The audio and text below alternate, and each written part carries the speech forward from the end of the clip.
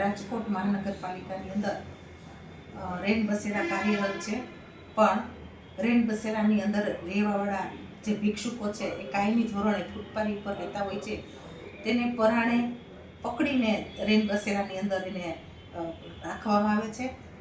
અત્યારે રાજકોટ મહાનગરપાલિકાની અંદર કુલ 7 રેન બસેરા હતા, એમાંથી બેડીના કાંટાવરનું રેન બસેરા જર્જરિત હાલતને અને ભયગ્રસ્ત હોવાથી તેને અત્યારે દૂર કરવામાં આવેલું છે.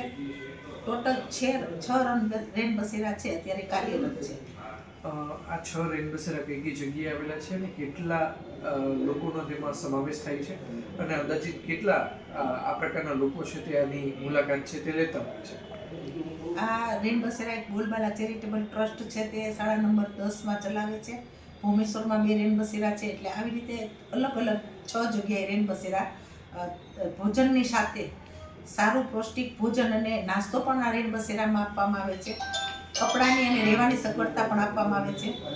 હમણાં ગયા અઠવાડિયાની અંદર શાળા નંબર 10ની અંદર જે બોલબાલા ચેરિટેબલ ટ્રસ્ટ હસ્તક આ રેન બસેરા છે, એ રેન બસેરાની મેં મુલાકાત લીધી તો ગુજરાતની અંદર આવું રેન બસેરા ક્યાંય પણ નહીં હોય એવું ચોખ્ખું અને સુઘડ રેન બસેરાને ભોજન સાથે એનો પણ મેં સ્વાદ માણેલો કે ઘરે પણ આપણે જમીએ એવું ભોજન રેન બસેરાની અંદર શાળા નંબર 10માં જે બોલબાલા ચેરિટેબલ ટ્રસ્ટ હસ્તગત આ રેન બસેરા ચાલે છે. ત્યાં ચંપલનું વિતરણ, ધાબળાનું વિતરણ, દવાનું વિતરણ અને જે લોકોને ચશ્મા છે આંખમાં નંબર, એટલે એ આંખ ચેક કરી અને એના ચશ્માનું વિતરણનો આ સુંદર મજાનો એક કાર્યક્રમ રાખેલો હતો.